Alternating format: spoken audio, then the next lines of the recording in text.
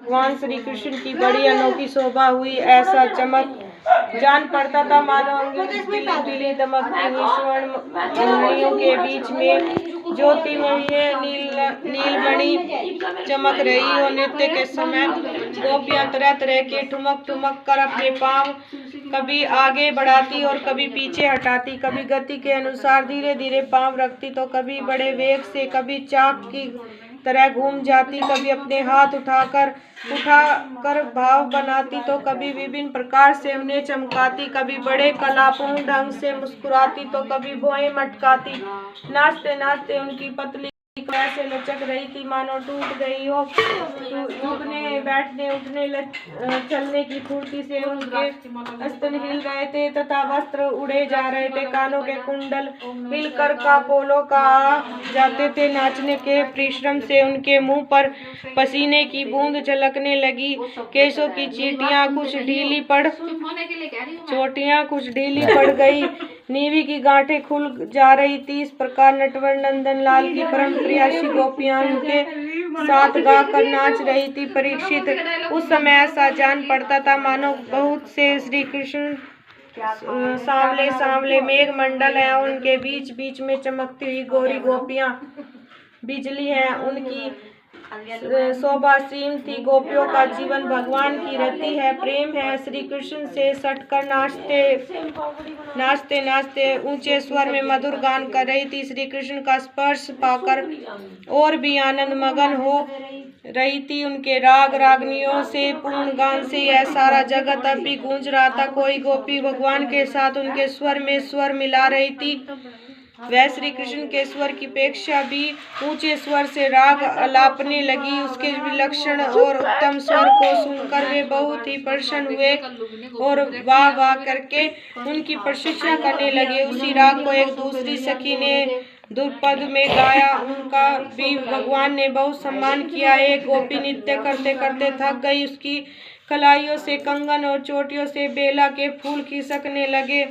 तब उसने अपने बगल में ही खड़े मुरली मनोहर श्याम सुंदर के कंधे को अपनी बाह से कसकर पकड़ लिया और भगवान श्री कृष्ण ने अपना एक हाथ दूसरी गोपी के कंधे पर रख रखा था। वह स्वभाव से तो कमल के समान सुगंध से युक्त था, ऊपर बड़ा सुगंधी चंदन का लेप भी था। उनकी सुगंध से वह गोपी पुलकित हो गई। उनका रोम रोम खिल उठा। उसने झटके से ही उसे चूम लिया। एक गोपी नृत्य करती रही। नाचने के कारण उसके कुंडल हिल रहे थे। उसकी जटा से उसके कपोल और भी चमक रहे थे। अपने कपोलों भगवान श्री कृष्ण के कपोल से सटा दिया और भगवान ने उसके मुंह में चबाया हुआ पान दिया। कोई गोपी नुपुर और कर्दनी के घुंघरों को झनकारती हुई नाच और गा रही थी। वह जब तक बहुत थक गई थी उसने अपने बगल में ही खड़े श्याम सुंदर के शीतल कमलों को अपने दोनों स्तनों पर रख लिया। परीक्षित गोपियों का सौभाग्य लक्ष्मी जी से तो भी बढ़कर है। लक्ष्मी जी के परम प्रियतम एकांत वल्लभ भगवान श्री कृष्ण को अपने परम प्रियतम के स्वरूप में पाकर गोपियां गान करती हुई उनके साथ विहार करने लगी। भगवान श्री कृष्ण ने उनके गलों को अपने भुजापास में बांध रखा था। उस समय गोपियों की बड़ी अपूर्व शोभा थी। उनके कानों में कमल के कुंडल शोभायमान थे। घुंघराली अलके कपोलों पर लटक रही थी। पसीने की बूंद छलकने से उनके मुख की छटा निराली हो गई थी। वे रास मंडल में भगवान श्री कृष्ण के साथ नृत्य कर रही थी। उनके कंगन और पजेबों के बाजे बज रहे थे। भौरे उनके ताल सुर में अपना सुर मिलाकर गा रहे थे। उनके जूड़ों और चोटियों में गुथे हुए फूल गिरते जा रहे थे। परीक्षित जैसे नन्हा सा शिशु निर्विकार भाव से अपनी परछाई के साथ खेलता है, वैसे ही रमणीय भगवान श्री कृष्ण भी उनके हृदय से लगा लेते। कभी हाथ से उनका अंग स्पर्श करते, कभी प्रेम भरी तिरछी चितवन से उनकी ओर देखते तो कभी लीला से उन्मुक्त हंसी हंसने लगते। उस प्रकार उन्होंने वज्र सुंदरियों के साथ क्रीड़ा की, विहार किया। परीक्षित भगवान के अंगों का स्पर्श प्राप्त करके गोपियों की इंद्रियां प्रेम और आनंद से विहल हो गई। उनके केश बिखर गए, फूलों के हार टूट गए और गहने अस्त व्यस्त हो गए। अपने केस और वस्त्र और कंचुकी को भी पूर्णतः संभालने में असमर्थ हो गई। भगवान श्री कृष्ण की यह रासक्रीड़ा कंचुकी को पूर्णतः संभालने में असमर्थ हो गई। भगवान श्री कृष्ण की यह रासक्रीड़ा देख स्वर्ग की देवगणाएं भी मिलन की कामना से मोहित हो गए। समस्त तारों और ग्रहों के साथ चंद्रमा चकित विस्मित हो गए।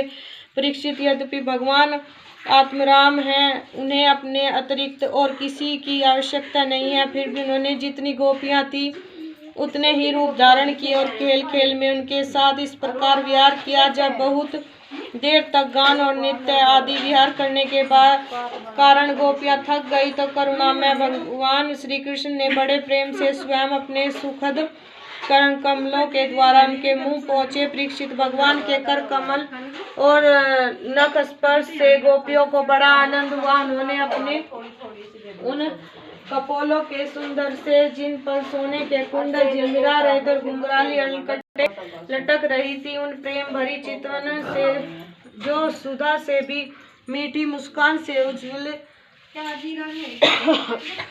उज्जवल हो रही थी। भगवान श्री कृष्ण का सम्मान किया और प्रभु की परम पवित्र लीलाओं का गान करने लगी। इसके बाद जैसे थका हुआ गजराज किनारों को तोड़ता हुआ हाथियों के साथ जल में घुसकर क्रीड़ा करता है, वैसे ही लोग और वेद की मर्यादा का अतिक्रमण करने वाले भगवान ने अपनी थकान दूर करने के लिए गोपियों के साथ जल क्रीड़ा करने के उद्देश्य से यमुना के जल में किया।